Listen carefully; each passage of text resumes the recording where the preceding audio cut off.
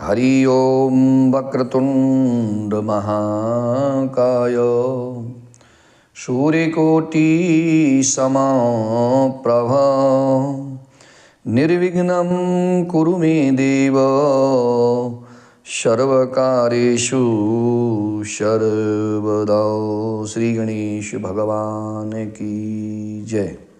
आप सभी का मेरे YouTube चैनल पर हार्दिक स्वागत है। मित्रों, आप अगर मेरे YouTube चैनल पर नए हैं तो मेरे चैनल को सब्सक्राइब जरूर करना, लाइक शेयर कमेंट करना। कमेंट में ओम श्री गणेशाय नमः जरूर लिखना।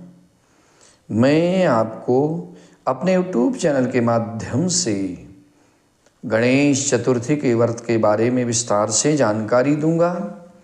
इस व्रत के करने से क्या पुण्य मिलता है, इस व्रत में किस प्रकार से पूजा करी जाती है, और मैं गणेश चतुर्थी के व्रत की कथा को सुनाऊंगा, जिस कथा को सुनने मात्र से सभी विघ्न बाधाएं दूर होती हैं और मनवांछित फल की प्राप्ति होती है। मित्रों,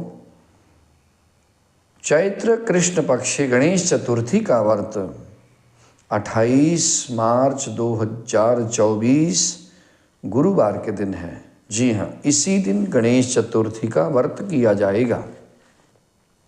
गणेश चतुर्थी के व्रत में प्रातःकाल के समय में स्नान ध्यान से निवृत्त होकर भगवान गणेश जी का पूजन करें। पत्र पुष्प नैवेद्य फल फूल धूप दीप यज्ञोपवीत जनेऊ इत्यादि अर्पण करके मोदक लड्डू का भोग लगाएं। गणेश जी को दुर्वा अर्पित करें। दिन भर निराहार रह करके सायंकाल के समय में फिर गणेश जी का पूजन करें, भगवती गौरी का पूजन करें, भगवान शिव का पूजन करें और पश्चात चंद्रमा को अर्घ्य देने के पश्चात ही इस व्रत की पूर्ति होती है। चंद्रमा को अर्घ्य दें, बड़ों से आशीर्वाद देकर भोजन करें। 28 मार्च 2024 को चंद्रमा रात्रि को 9:15 के आसपास उदय होगा। चंद्र दर्शन रात्रि को 9:15 बजे के करीब है। चंद्रमा को अर्घ्य देने के पश्चात भोजन करने का विधान है, जिससे व्रत की पूर्ति होती है। यह व्रत भगवान श्री गणेश जी को समर्पित है और इस व्रत के करने से सभी विघ्न बाधाएं दूर होती है, मनवांछित फल की प्राप्ति होती है। सुहागवती स्त्रियां इस व्रत को करती हैं तो सुहाग की रक्षा होती है, घर में संतान की प्राप्ति होती है, सभी विघ्न दूर होते हैं, कार्य कारोबार में उन्नति होती है। भगवान गणेश जी की कृपा से जीवन की सभी विघ्न बाधाएं दूर होती हैं और इस कथा को सुनने मात्र से मनवांछित फल की प्राप्ति होती है।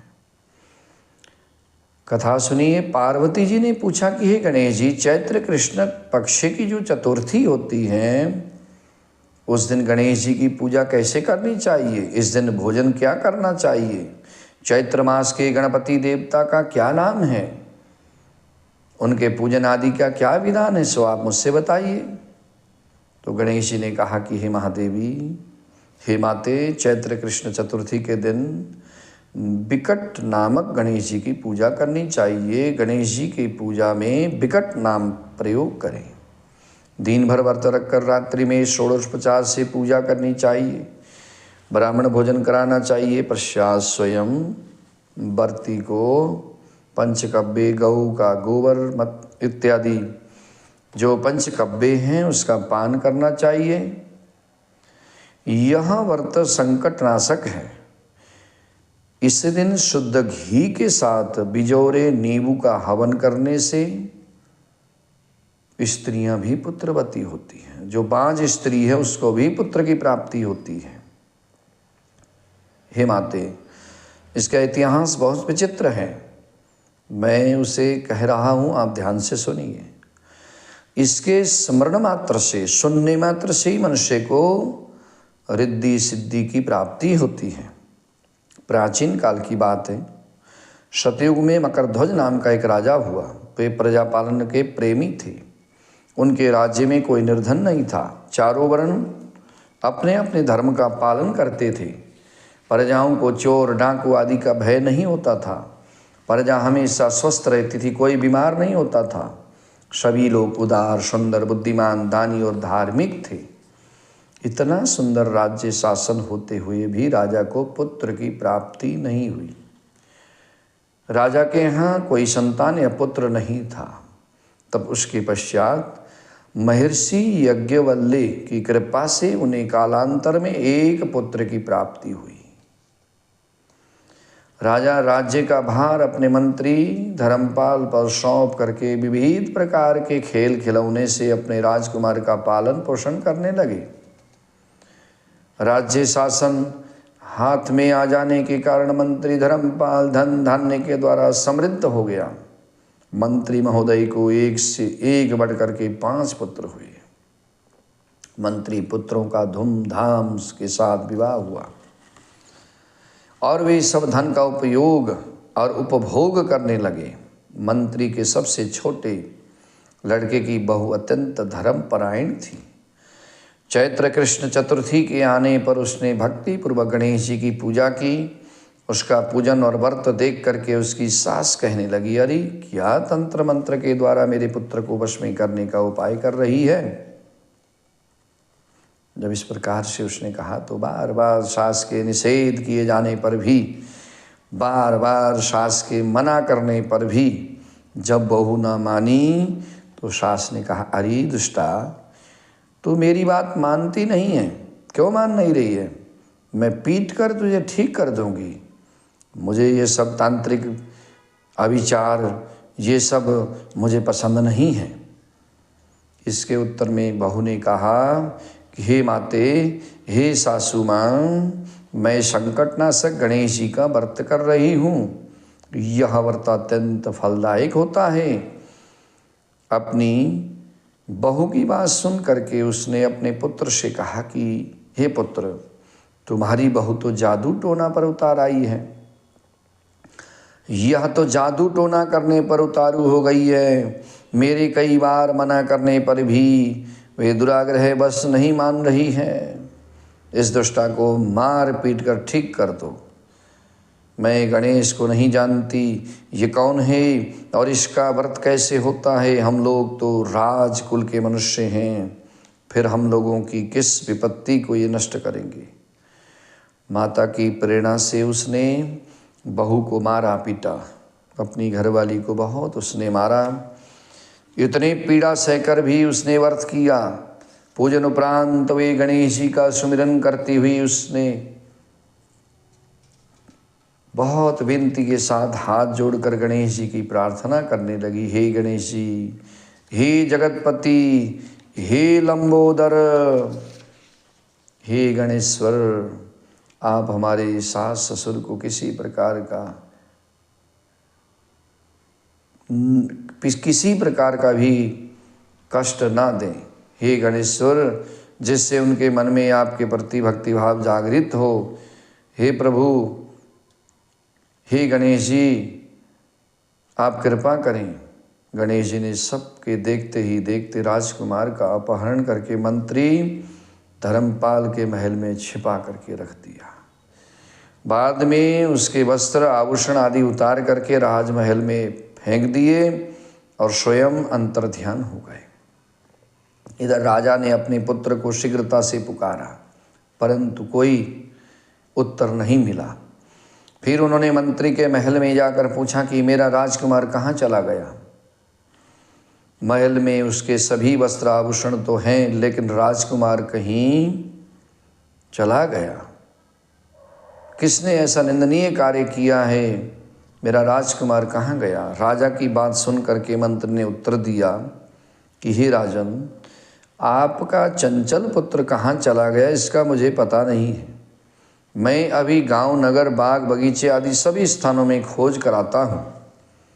इसके बाद राजा अपने सभी नौकरों, सेवकों आदि से कहने लगे कि हे अंगरक्षकों, हे मंत्रियों, मेरे पुत्र का पता अति शीघ्र लगाओ। तो राजा का आदेश पाकर के दूत सभी स्थानों में खोज करने लगे। जब कभी भी पता ना लगा, कहीं भी पता ना लगा, तो आकर के राजा से डरते डरते निवेदन किया कि हे महाराज, अपहरणकर्ताओं का कहीं सुराग नहीं मिला। राजकुमार को आते जाते किसी ने नहीं देखा। उनकी बातों को सुन करके राजा ने मंत्री को बुलवाया। मंत्री से राजा ने पूछा कि मेरा राजकुमार कहाँ है? तो धर्मपाल मुझसे, हे धर्मपाल, तुम मुझसे साफ साफ बता दो कि राजकुमार कहाँ है। उसके वस्त्राभूषण तो दिखाई पड़ते हैं, केवल वो नहीं है। अरे नीच, मैं तुम्हारा वध कर डालूंगा, तेरे कुल को मैं नष्ट कर दूंगा, इसमें जरा भी कोई संदेह नहीं है। राजा के द्वारा डांट पड़ने पर मंत्री चकित हो गया। मंत्री ने सर झुकार कर कहा कि हे नरेश, हे भूपाल, हे राजन, मैं पता लगाता हूँ।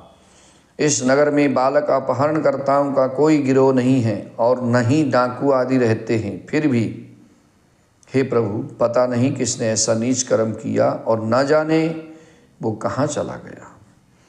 अब धर्मपाल ने आकर के महल में अपनी पत्नी और पुत्रों से पूछा।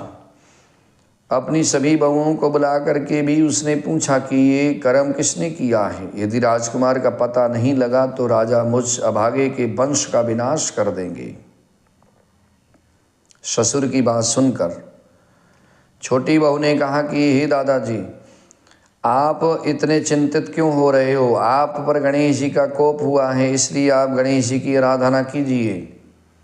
राजा से लेकर के नगर के समस्त स्त्री पुरुष बालक वृद्ध संकट नाशक गणेश चतुर्थी का व्रत विधि पूर्वक करेंगे तो गणेश जी की कृपा से राजकुमार मिल जाएंगे। मेरा वचन कभी मिथ्या नहीं होगा, यह अटल सच्चाई है।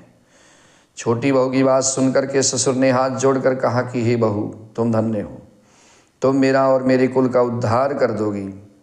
गणेश जी की पूजा कैसे की जाती है? हे सुलक्षणी, मुझे बताओ। मैं मंदबुद्धि होने के कारण व्रत के महत्तम को नहीं जानता। हे कल्याणी, हम लोगों से जो भी अपराध हुआ हो उसे क्षमा कर दो और राजकुमार का पता लगा दो।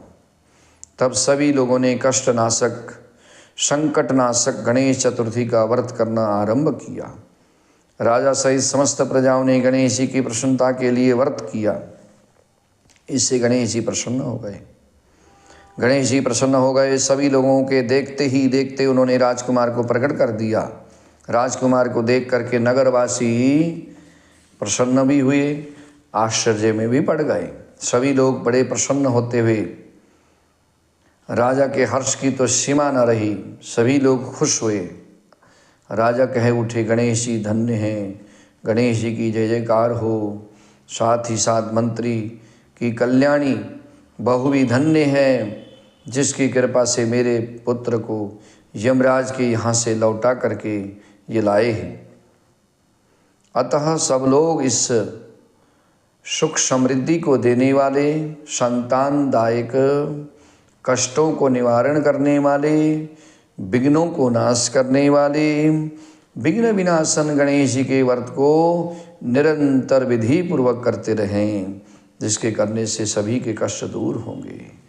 भगवान श्री कृष्ण जी ने कहा कि हे राजन, हे युधिष्ठिर, त्रिलोकी में इससे बढ़कर कोई भी दूसरा व्रत नहीं है कष्टों को दूर करने के लिए, संकट को नाश करने के लिए। हे कुरुकुल दीपक, आप भी अपने लिए क्लेशों के और कष्टों के निवारण के लिए इस व्रत को अवश्य कीजिए। विघ्नों को दूर करने के लिए इस व्रत को करेंगे तो सभी विघ्न बाधाएं दूर हो जाएंगी। श्री कृष्ण जी के मुख से इस कथा को विस्तार पूर्वक सुनकर युधिष्ठिर ने बड़े ही भक्तिभाव से चैत्र कृष्ण चतुर्थी का व्रत किया और गणेश जी की कृपा से अपने खोए हुए राज्य को पुनः प्राप्त किया। जो भी कोई इस व्रत को करता है, इस कथा को प्रेम से श्रवण करता है, सुनता है, भगवान गणेश जी की कृपा से उनकी सभी मनोकामनाएं पूरी होती हैं, सभी विघ्न बाधाएं दूर होती हैं। श्रद्धा से गणेश जी की आरती बोलें। जय गणेश जय गणेश जय गणेश देवा, माता जाकी पार्वती पिता महादेवा, एकदंत दयावंत चार भुजाधारी, माते सिंदूर सोए मूसे की सवारी। जय गणेश जय गणेश जय गणेश देवा, माता जाकी पार्वती पिता महादेवा, अंधन को आँख देत कोड़िन को काया, बाजन को पुत्र देत निर्धन को माया। जय गणेश जय गणेश जय गणेश देवा, माता जाकी पार्वती पिता महादेव। पान चढ़े फूल चढ़े और चढ़े मेवा, लड्डुअन का भोग लगे संत करे सेव। जय गणेश जय गणेश जय गणेश देवा, माता जाकी पार्वती पिता महादेवा। दीनन की लाज रखो शंभु सुत बारी, दीनन की लाज रखो शंभु सुत बारी। मनोरथ को पूरा करो जाऊं बलिहारी। जय गणेश जय गणेश जय गणेश देवा, माता जाकी पार्वती पिता महादेवा। जय गणेश जय गणेश जय गणेश देवा, माता जाकी पार्वती पिता महादेवा। श्री गणेश भगवान की जय। विघ्नेश्वराय वरदाय सुरप्रियाय लंबोदराय सकलाय जगदिताय नागाननाय श्रुतिज्ञ विभूषिताय श्री गौरी सुताय गणनाथ नमो नमस्ते।